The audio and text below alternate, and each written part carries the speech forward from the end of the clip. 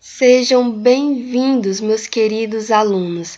Eu sou a Gleidiana Rodrigues, professora de Biologia, mas, se quiserem, podem me chamar apenas de Gleide. Hoje vamos iniciar um novo estudo. Vamos estudar o Reino Monera. Mas antes, eu farei com vocês um pequeno resumo sobre o que vimos nas aulas anteriores. Vimos as características dos seres vivos. Vimos também a classificação dos seres vivos, em que eu expliquei que todas as espécies apresentam um nome. Esse nome é chamado de nome científico e que os seres eles são agrupados em vários grupos que possuem uma hierarquia. Como assim uma hierarquia? As espécies elas são agrupadas em gêneros, que por sua vez vários gêneros são agrupados num grupo maior, chamado de família, e assim por diante, até atingirmos o grupo mais alto dessa hierarquia de classificação, que no caso é o grupo dos domínios. Entretanto, nesse ano, não falaremos sobre os domínios, falaremos apenas até a hierarquia dos reinos. Eu expliquei para vocês que todos os seres vivos do planeta foram agrupados em 5 reinos: o reino Monera, o reino Protista, o reino Fungi, o reino Plantae e o reino Animalia. E por fim, falamos sobre os vírus, sobre a característica deles e por que os vírus não são considerados seres vivos e, portanto, eles não estão presentes em nenhum desses reinos em que eu estou mostrando com a seta. Eles formam um grupo à parte. Mas vamos ao que interessa. O reino Monera representa os seres mais simples da Terra. Acredita-se que eles foram os primeiros a surgirem no planeta. Eles são microscópicos e por isso não podemos vê-los a olho nu. São também unicelulares, ou seja, formados por apenas uma única célula. Temos aqui nessa imagem vários exemplos de bactérias, todas formadas por uma única célula. E são procariotos. Procariotos são todos aqueles seres cujo material genético não está envolvido por uma membrana chamada de carioteca.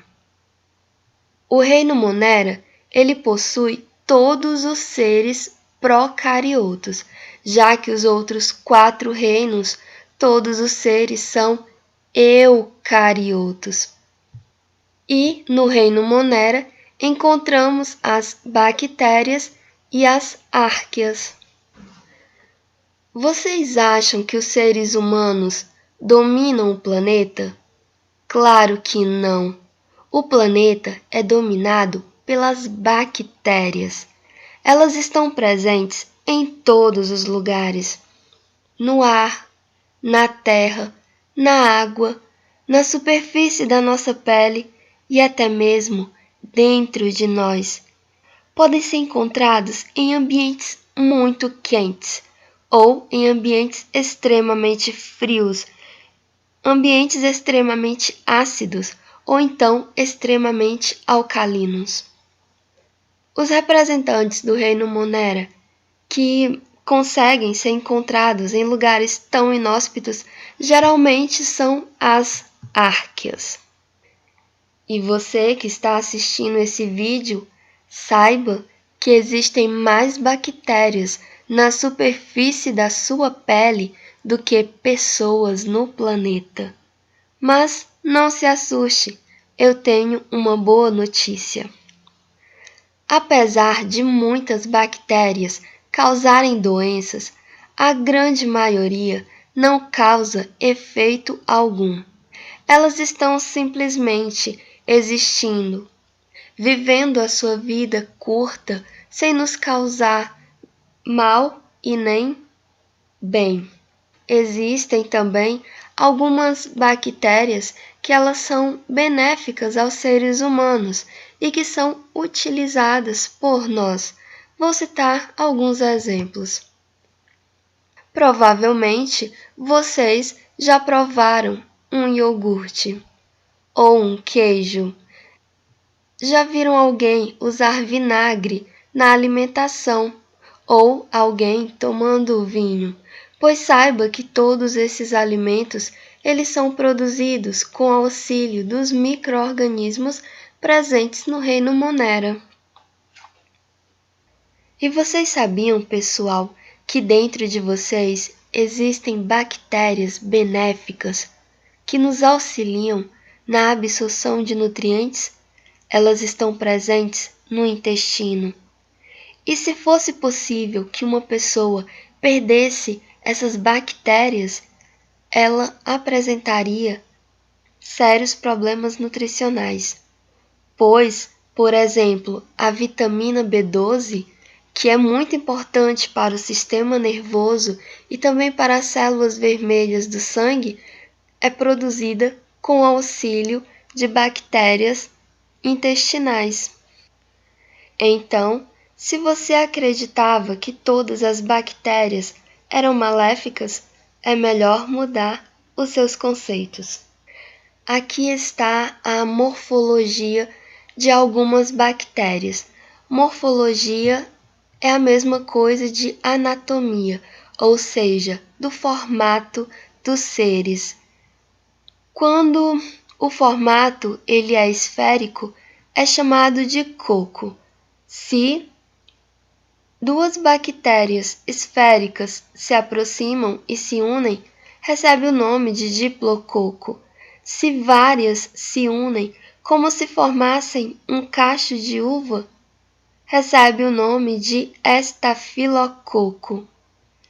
Se várias se aproximam e ficam uma atrás da outra, formando uma fila como se fosse uma cobrinha, recebe o nome de estreptococo. Se elas se unem em 4, formando um quadrado, recebe o nome de tétrade. E se elas se unem como se formassem um cubo, recebe o nome de sarcina. Mas nem todas as bactérias são esféricas. Algumas são alongadas, como é o caso dos bacilos.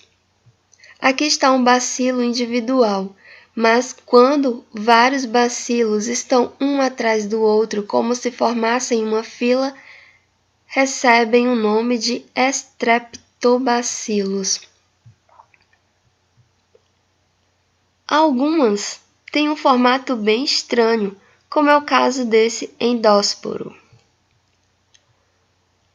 Temos aqui uma outra que possui o formato de uma vírgula e recebe o nome de vibrião.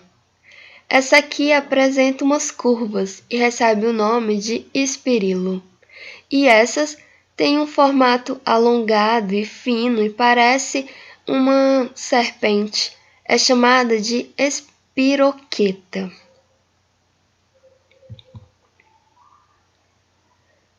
Aqui está o desenho clássico de uma bactéria. É a mais utilizada para exemplificar as estruturas que esses seres possuem.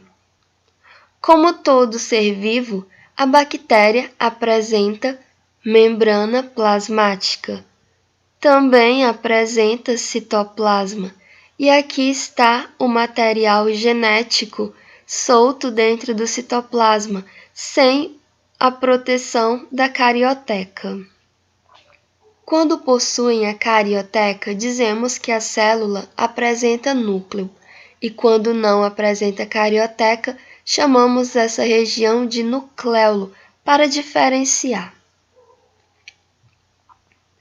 Mas as bactérias apresentam outras estruturas.